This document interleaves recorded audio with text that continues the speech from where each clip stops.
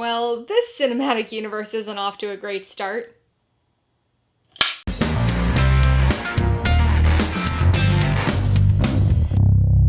Hey everybody, welcome to Mainely Movies. Today I'm going to be ranking the 3 films of Sony's Spider-Man universe as part of my franchise Rankography series. If you're new here, please consider subscribing for a variety of movie-related content like reviews, rank lists, and trailer reactions. So what is a rankography exactly? Well, it's my ranking of a filmography, whether that be a director's output, an actor's appearances, or even an entire franchise. My rankographies are based on personal preference, and I rank movies according to how much I enjoyed them rather than any specific technical merit or attribute. Remember, this is just my ranking, not the ranking, so be sure to post your own personal ranking of the SSU in the comments below. With all the cinematic universes we've got these days, it can be a little tough to keep them all straight. Even harder when characters cross over between distinct universes, which is precisely the case here. Sony has been holding on to their Spider-Man sliver of Marvel for dear life, and even though they've loaned the friendly neighborhood web-slinger to the MCU for the Tom Holland Spider-Man movies, they're not ready to give him up yet. Instead, they've decided they wanted in on the cinematic universe game, and created what is now known as Sony's Spider-Man universe, or the SSU. Perhaps counterintuitively, Spider-Man has yet to appear in the SSU, and instead, the franchise currently consists of 3 anti-hero-focused films that are extremely influenced by superhero movies of the early 2000s. I've already reviewed all 3 of these movies on this channel, so if you want to check those out for some more in-depth thoughts on each of them, I'll put links in the description below, and I'll also link them up in the cards as we go along. Alright, let's get this rankography started. Coming in at number 3, Morbius. Well, I guess this is kind of the reverse of recency bias. In fact, I think this is the first rankography I've done where the newest installment came in last place. And honestly, I don't like that. I hate sounding negative right out of the gate, but this is one of those rankographies where the last place film is actually bad. I'll admit that I had very little interest in this movie going into it, but I still wanted it to be okay. And there was potential here. Morbius is kind of an interesting character, sort of what you might imagine Batman would be if he'd been bitten by a radioactive bat or something. Even Jared Leto was okay in the role. But man, is this a bad movie. Not just disappointing, not just underwhelming, but bad. Morbius is one of those films that has felt like it's been coming forever. So many delays, so many pushbacks, and yet they didn't use any of that time to improve the film. Both the script and the editing are awful here, combining to create a shockingly unstructured film. It's been a while since I saw a movie that was so poorly constructed. The story frequently borders on incoherent, scenes are just haphazardly thrown together in a way that genuinely feels random at times, and the characters have nothing to them. So the stakes of this film have zero impact. And then, of course, there's the action.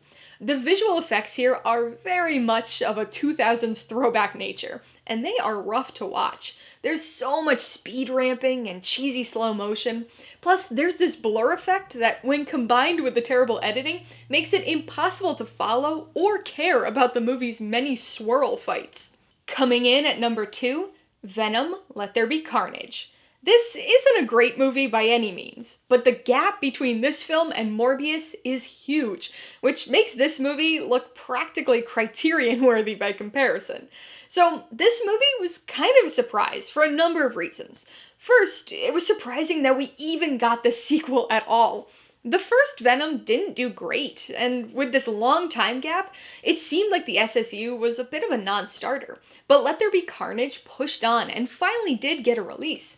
In many ways, it's very much like its predecessor. It has the same campy cheesiness of a 2000s superhero movie, and also a very similar type of humor. This is most prominent, once again, with the relationship between Brock and Venom. They've got the same silly, fun dynamic as before, but with a little more heart, as they realize just how much they mean to each other. From a story perspective, this is actually more cohesive than the first film, which, amazingly, allows this movie to make sense within the context of the franchise. It's kind of a natural progression for Brock, Venom, and the rest of the returning characters. It's still hampered by the occasional goo fight and some jumpy editing, but the visuals are much better this time around. Really, the main issue with this sequel is the villain. Now, the villain of the first film wasn't strong either, but Carnage is a much bigger part of this movie. I mean, he's so important that he's in the title. Woody Harrelson entertainingly hams things up, but both of our villain characters here are underdeveloped and end up feeling disappointingly mediocre.